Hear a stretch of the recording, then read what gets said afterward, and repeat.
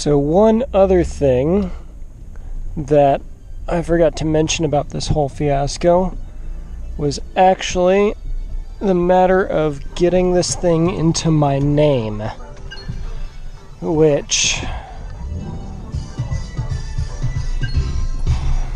I had initially completed the loss of title affidavit for Washington. Well, the car isn't registered in Washington, but I'm going to be getting it registered in Washington, so apparently that's wrong. I got that wrong.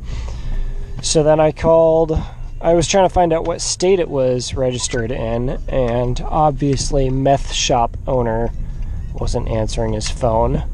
So I finally troubleshot that myself by calling Oregon DMV, gave them the VIN number, and they said, nope, not Oregon. And they told me to check the National Insurance Crime Bureau's database of stolen VINs. It's not in there, so it's probably not stolen. Probably.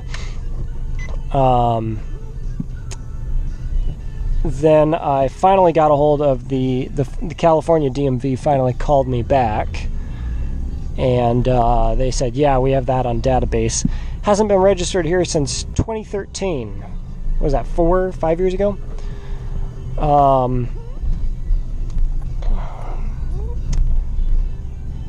And talked to the guy there and was told I need to fill out a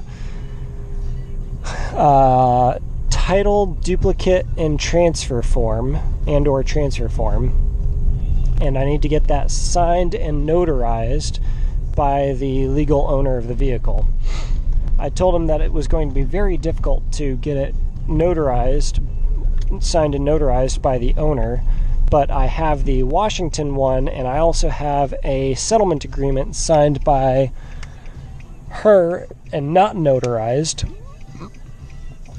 And he said I could attach those to the title duplicate request form and have a note on the title duplicate request form referencing them to the attached documents for her signature and notarization. Cool. He also told me that I was going to need to fill out a statement of facts form. That's literally all it is. Like, there's a few different sections, but section golf is the one that I was to fill out, and that one is literally just a blank box that you fill out. And he said what I need to put in there is I need to identify myself, identify which day I acquired the car and where, and then I need to summarize how I got the car, why I got the car, how much I paid for the car. Then he said I need to have a statement in there saying that, to my knowledge, this car has not been in California for the last 4 or 5 years. Otherwise, Cali is going to try and hit me for back taxes or back fees or whatever for all those years that it was in California because it wasn't registered during that time. They're going to try and get me to pay for registration for that whole time.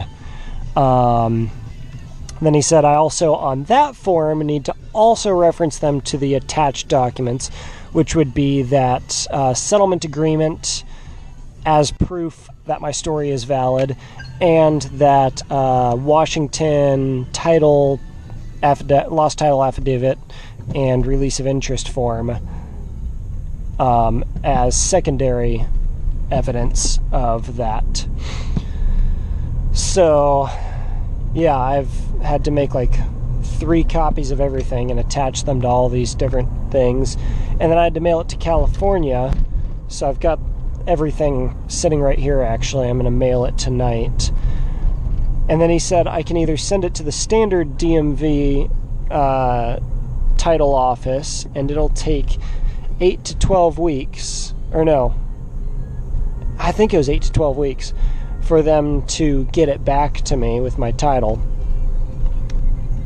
Or I could send it to the Rush title, and it would take 14 days to get back to me.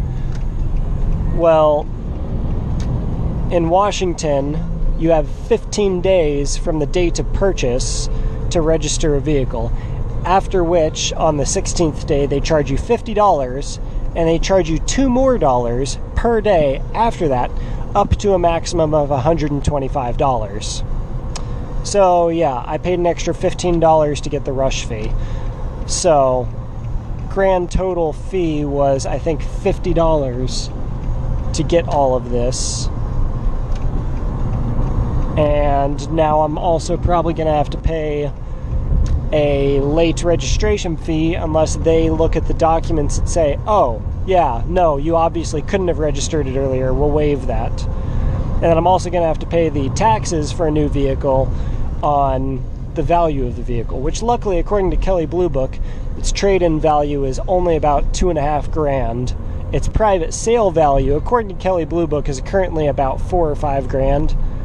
It's not worth that right now. It's in worse condition than Kelley Blue Book describes fair, which is their lowest condition. So I put in $2.5 grand.